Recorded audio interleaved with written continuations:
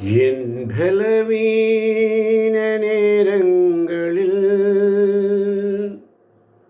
கர்த்தர் என் பலனானீரே. என் சோதனை நேரங்களில் கர்த்தர் என் ஜெயமானீரே. ஆராதனை உமக்கே, ஆராதனை உமக்கே. அப்பா பிதாவே என்றைக்குமே ஆராதனை உமக்கே.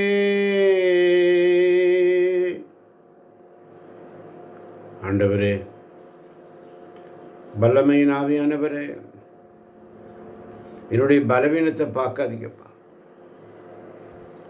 என் சோர்வை பார்க்காதீங்கப்பா. எங்களை நிரப்புங்க ஆண்டவரே. பசாசின் எந்த சோதனைகள் வந்தாலும் சோதனையில் விழுந்து போடாதபடி தீமையிலிருந்து எங்களை ரட்சித்தருள வேண்டும். இயேசுவேவும் வல்லமை எனக்கு தாரும், வலுவற்று போகும்போது எனக்கு உதவும். இயேசுவேவும் வல்லமை எனக்கு தாரும், வலுவற்று போகும்போது எனக்கு உதவும். வல்லமை தாராயோ, வல்லமை தாராயோ, வல்லமை தாராயோ, வல்லமை தாராயோ. இயேசுவேவும் வல்லமை எனக்கு தாரும், வலுவற்று போகும்போது எனக்கு உதவும். என் வாய்க்கு வார்த்தை தாங்கப்பா. இந்த அதிகாலையில் நான் வெறுமையாய் வந்திருக்கிறப்பா, சோர்வோடு வந்திருக்கிறப்பா, பலவீனத்தோடு வந்திருக்கிறப்பா. அது உமக்கு தெரியுமே. என் பாடுகள், என் வேதனைகள், என் கஷ்டங்கள், என் நஷ்டங்கள் எல்லாம் உமக்கு தெரியும் ஆண்டவரே. தீயதோர் இல்லத்தை என்னுள்ளே படைத்தருள மாட்டவர். உறுதி தரும் ஆவியை, புதுப்பிக்கும் ஆவியை என்னுள்ளே உருவாக்க மாட்டவர். இந்த காலை வேளை, ஞாயிற்றுக்கிழமை ஆராதனை வேளை,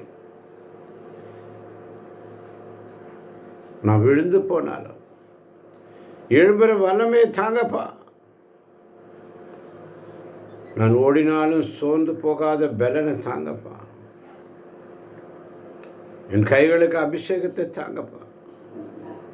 என் வாய்க்கு உம்முடைய வார்த்தையை தாங்கப்பா. நான் விழுந்தாலும் எழும்பும் வல்லமையை தாங்கப்பா. என் பகைவனே, என்னை குறித்து களிப்படையாதே. ஏனெனில் நான் வீழ்ச்சியுற்றாலும் எழுச்சி பெறுவேன். நான் இருளில் குடியிருந்தாலும் ஆண்டவர் எனக்கு ஒளியாய் இருப்பார் என்று மீகா 7:8 வாசிக்கிறோம். ஆண்டவர் பலன் தரும் வார்த்தை தருவார். பலனுள்ளவன் பலனற்றவன், பலனுள்ளவன் பலன் இல்லாதவன், யாராயிருந்தாலும் உதவிகள் செய்வது லேசான காரியம். என் இயேசுவுக்கு லேசான காரியம். சாத்தான், பகைவன், ஆண்டவர் அளிக்கின்ற விடுதலை இந்த காலை பொழுது. இந்த வார்த்தையை தந்தார். வார்த்தையை தாங்கப்பான்னு கேட்க முடியும். வார்த்தையை தருவார். என் பகைவனே, என்னை குறித்து களிப்படையாதே. ஏனெனில் நான் வீழ்ச்சியுற்றாலும் எழுச்சி பெறுவேன். நான் இருளில் குடியிருந்தாலும் ஆண்டவர் எனக்கு ஒளியாயிருப்பார். மீகா 7:9 வாசித்து பாருங்கள். நான் ஆண்டவருக்கு எதிராக பாவம் செய்தேன், ஆதலால் அவரது கடும் சினத்தை அவர் எனக்காக வழக்காடி எனக்கு நீதி வழங்கும் வரை தாங்கிக் கொள்வேன். அவரை என்னை ஒளிக்குள் கொண்டு வருவார், அவரது நீதியை நான் காண்பேன்.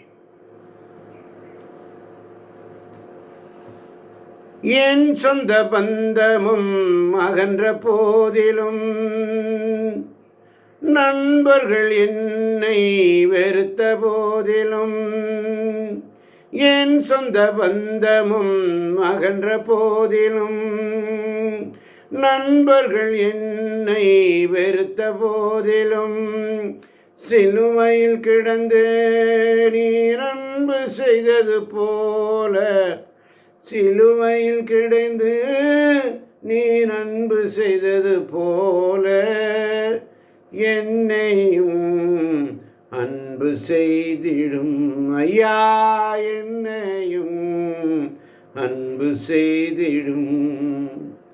வல்லமை தாராயோ, வல்லமை தாராயோ, வல்லமை தாராயோ, வல்லமை தாராயோ, இயேசுவே வல்லமை எனக்கு தாரும், வலுவற்று போகும்போது எனக்கு உதவும். வலுவற்று போனேன். எதற்கு வல்லமை தேவை? வல்லமை தாங்கப்பா. சீசர்கள் பலவீனமாக இருந்தாங்கப்பா, பயந்தாங்கப்பா, ஒளிஞ்சிருந்தாங்கப்பா. ஆனால் மேலிருந்து வரும் வல்லமை பெற்ற பிறகு உலகையே மாற்றினார்கள். நமக்கும் அதே வல்லமை தேவை. எதற்கு வல்லமை தேவை? முதலாவது காரியம், பாவத்தை ஜெயிக்க வல்லமை தேவை. நம்முடைய ஆவியினாலே சரீரத்தின் செயல்களை, செய்கைகளை கொலை செய்தால், அழித்து விட்டால் நாம் பிழைப்போம். நம்ம பலத்தால முடியாது. ஆவியானவருடைய வல்லமை வேணும். சாட்சி சொல்லக்கூடிய வல்லமை தாங்கப்பா. தூய ஆவியானவர்களோடு வரும்பொழுது நீங்கள் வல்லமை பெறுவீர்கள். வார்த்தைக்கு அபிஷேகத்தை தாங்க, இல்லைன்னா வெறும் பேச்சு தான் ஆண்டவரே. வார்த்தைக்கு அபிஷேகத்தை கொடுங்க, இல்லாட்டி வெறும் பேச்சா போயிடாண்டவர். வாய் சொல்லால் இம்மக்கள் என்னை புகழ்கிறார்கள், இவர்கள் உள்ளமோ வெகு தொலைவில் இருக்கிறது என்று நீர் எங்களுக்கு கற்பிக்கிறீரப்பா. பரிசுத்த ஆவியின் வல்லமை இல்லாமல் தேவனை தரிசிக்க முடியாது. சாட்சி சொல்ல பிள்ளைகளாக, உலகெங்கும் எனக்கு சாட்சியுள்ள பிள்ளைகளாக இருங்கள் என்று சொன்னீரேன். சோதனை எதிர்க்க வல்லமையை தாங்க. அவருடைய வார்த்தையில், அவனுடைய வார்த்தையினால, வல்லமையினால பலப்படக்கூடிய சக்தியை எங்களுக்கு தாங்க ஆண்டவரே. பிசாசை எதிர்க்கக்கூடிய வல்லமை வேணப்பா. இந்த வல்லமை எப்படி கிடைக்கும்?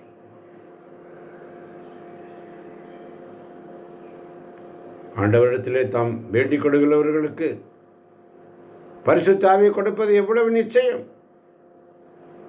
வல்லமையை தாங்க, ஜெபிக்கும் வல்லமை தாங்க, இறைவார்த்தையின் வல்லமை தாங்க, அபிஷேகத்தை தாங்கப்பா.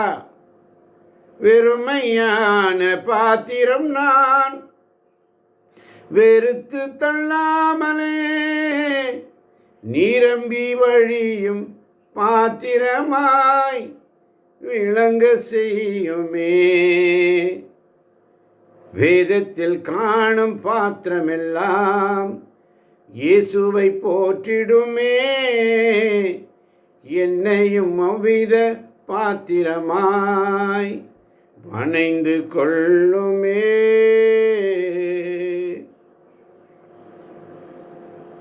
வல்லமை எப்படி கிடைக்கும்? ஜபத்தின் மூலம் கிடைக்கும். ஜபத்தின் மூலம் வல்லமை கிடைக்கும். தாகம், அப்படி வார்த்தைக்கான தாகம் வேண்டும். தாகமாயிருக்கிறவன் என்னிடத்தில் வந்து பானம் செய்வான். தாகமாயிருப்பவர்கள் எல்லோரும் என்னிடத்தில் வாருங்கள், நான் கொடுக்கும் தண்ணீரோ என்றுமே தாகம் எடுக்கும். வெறுமையாய் வாங்க, உங்களை நிரப்புவார். தாகம், ஆத்ம தாகம், ஆத்ம தாகம், ஆண்டவரை தேடுகிற தாகம். கீழ்ப்படிதல் மூலம் வல்லமை கிடைக்கும். கீழ்ப்படிதல், தேவன் நமக்கு கீழ்ப்படியவர்களுக்கு பரிசுத்த ஆவியை கொடுத்திருக்கிறார். சொல்றதை கேளுங்க, வல்லமை ஆட்டோமேட்டிக்காக இறங்கும். வல்லமை வந்தால் என்ன நடக்கும்? நம்மளோட பயமெல்லாம் போயிடும். தேவன் நமக்கு பயமுள்ள ஆவியை கொடாமல் சக்தியும் வல்லமையும் உள்ள ஆவியை நமக்கு கொடுப்பார்.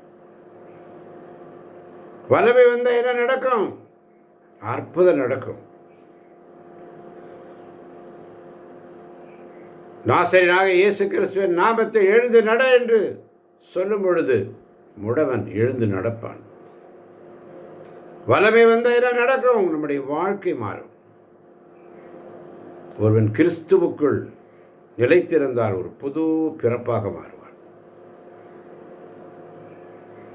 பேதுரு மறுதளித்தவன், பயந்தவன், எங்களுக்கு என்ன கிடைக்கும், எங்களுக்கு என்ன கிடைக்கும்?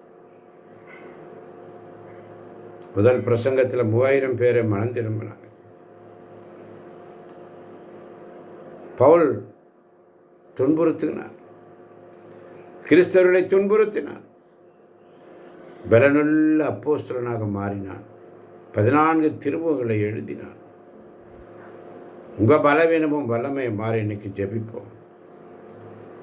வல்லமையின் ஆவியானவர் என்னுள் வந்துவிட்ட காரணத்தினால் பொல்லாத சாத்தானை ஒரு சொல்லாலே விரட்டி விட்டேன். வல்லமையின் ஆவியானவர் என்னுள் வந்துவிட்ட காரணத்தினால் பொல்லாத சாத்தானை ஒரு சொல்லால விரட்டி விட்டேன்னு சொல்லி சாத்தானை விரட்டிடுவோம். பாவிகளின் போலி வாழ்வு நிலையற்றது. திருப்பாடல் 73 வாசித்தோம். உண்மையில் அவர்களை நீர் சறுக்கலான இடங்களில் வைப்பீர், அவர்களை விழத்தட்டி அழிவுக்கு உள்ளாக்குவீர். அவர்கள் எவ்வளவு விரைவில் ஒழிந்து போகிறார்கள், அவர்கள் திகில் பிடித்தவர்களை அடியோடு அழிந்து போகிறார்கள். திருப்பாடல் 73:18 முதல் உள்ள வசனங்களை வாசித்து பாருங்கள். விழித்தெழுவோரின் கனவு போல் அவர்கள் ஒளிந்து போவார்கள். என் தலைவராக ஆண்டவரே, நீர் கிளந்தெழும் பொழுது அவர்கள் போலித்தனத்தை நீர் இகழ்வீர்.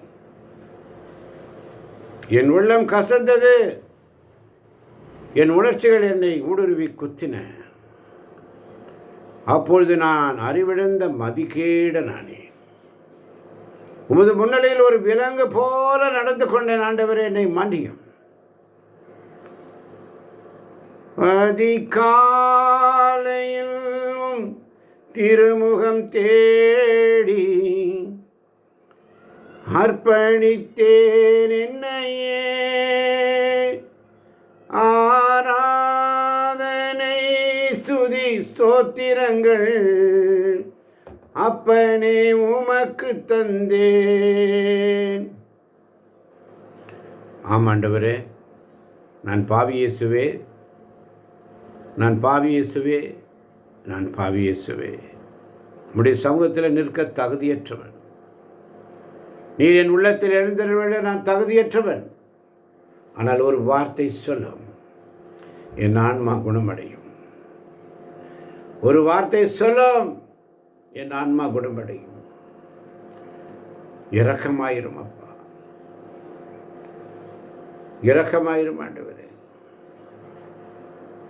நான் பாவம் செய்தேன், உம்மை நோக செய்தேன். ஆமாண்டவரே, நான் பாவம் செய்தேன், உம்மை நோக செய்தேன், உமக்கு வேதனை உண்டாக்கினேன். என்னை மன்னியும், என்னை மன்னியும் ஆண்டவரே. இனி ஒருபோது இப்படிப்பட்ட பாவங்களை நான் செய்யாதபடி உடைகிறப்பா, நான் உடைந்து போகிறேன். உடைந்த பாத்திரம் ஆண்டவரே, உடைந்த பாத்திரம் நான், அது உமக்கே தெரியும். தேவன் பயன்படுத்துகிறீர், இந்த உலகே அறியும். உதவாத எண்ணில் உறவானீர், நீங்க இல்லாம என் இதயம் இயங்காதே. உதவாத எண்ணில் உறவானீர், நீங்க இல்லாம என் இதயம் இயங்காதே. நீங்க இல்லாம என் இதயம் இயங்காதே.